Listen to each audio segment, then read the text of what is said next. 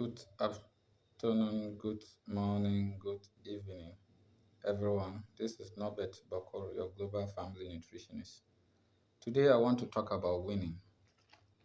When the child is up to 6 months, then you begin to complement the breast milk with complementary food, which will take the child through to 2 years.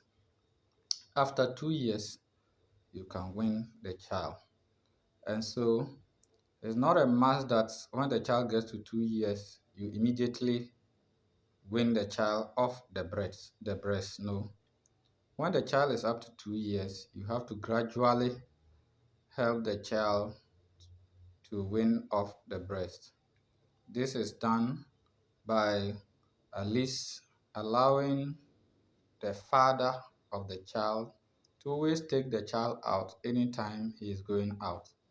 Or if the child is having senior siblings, you allow them to take him or her out anytime you have feed the child, or you are done feeding the child with the breast and adding some food to it, making sure the child is well satisfied, well nourished before they take him or her out or away from you, the mother.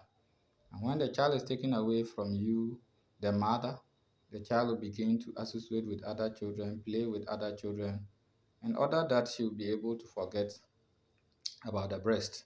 And so you have to constantly prepare nourishing meals or diet, make it available constantly so that anytime you'll be able to feed this child frequently. Remember, you are not supposed to be feeding the child with only one kind or particular food the whole day. You should vary the meals that you give to the child so as to be able to enhance the child to grow well. And varying the meal, you need to feed the child frequently and still support it with the breast if the child still wants to suckle. Don't deny the child immediately. Some people, when the child is up to 2 years, they will begin to apply paracetamol or other bitter drugs onto the nipples of the breast in order to prevent the child from suckling. That is wrong. You don't have to do that. You have to just give the child the necessary food that he or she needs, and anytime the child wants the breast, constantly continue to allow him or her while you are taking or distancing the child away from the breast gradually until you finally wean the child off the breast. Remember, at this age, the child mental capacity is developing, the mind is developing, and the child is very active at this age. And once the child is very active at this stage, the child needs proper nourishment to be able to develop well, develop his organs, his body structures, as well as develop his or her brain. And that is very, very necessary. And this is also the period that the child establish good habits. That's the time you have to be checking. If the child want to urinate, he or she might be undressing himself or herself, or if the child want to ease himself or herself, the child will start to undress himself or will start showing signs that he or she wants to ease himself or herself. And at night, you should be ready to wake the child up at least 2 to 3 hours interval to ease himself or herself to prevent him or her from bedwetting. And when these habits are properly built within this stage, the child will grow up and be a very confident and outgoing child. You have to also know that this is also the time the child needs proper nutrition, as I indicated, because you need to ensure that there is proper hygiene. The environment that child finds himself or herself is always clean. You dress him or her with clean clothes so as to make sure that uh, he is able to resist diseases or overcome infections in the first place. And also, at 2 years, this is the time the child developed the teeth. The teeth of the child are properly developed within this stage.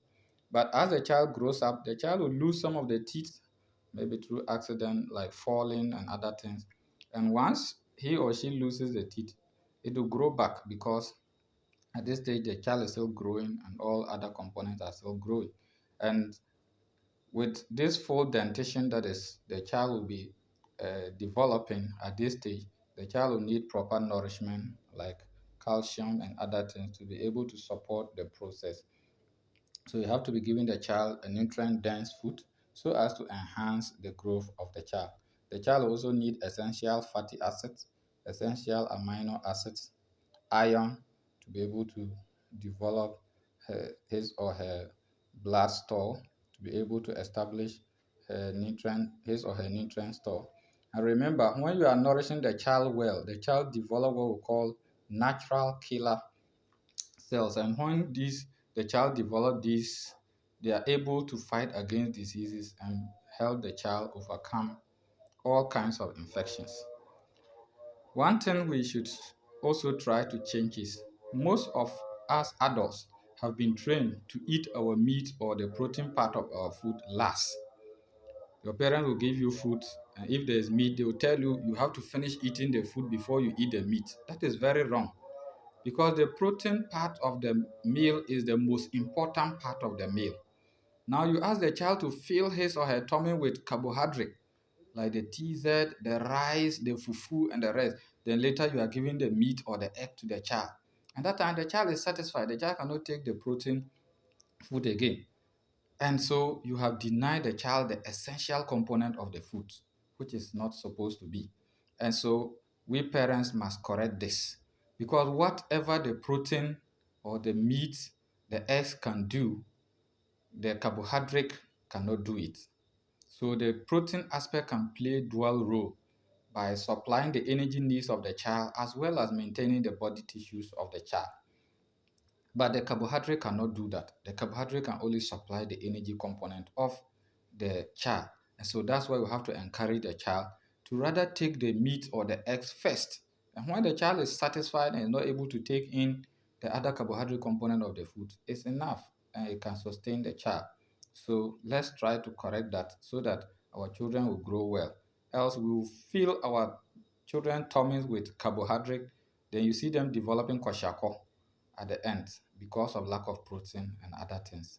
So let's correct that so that we'll be able to do that. Even we as adults, some people, even at the time that they themselves are the people providing the meat, they will still eat the meat last, which is wrong. Anytime you take the food, you should be able to take the protein part of the food first to enhance that process. And when you are satisfied and you are not able to take the carbohydrate component of it, it's enough. But you don't wait to eat the meat last, which is not so. So we need to correct this to help our children. Thank you and God bless you. Subscribe and share with others. Thank you.